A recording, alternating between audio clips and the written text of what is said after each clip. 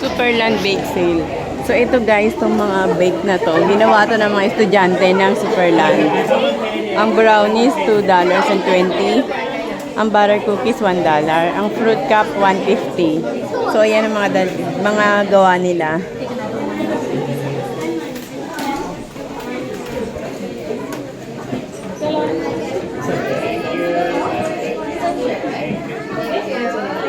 Thank you. Thank you. So ang gumawa niyan, mga K2.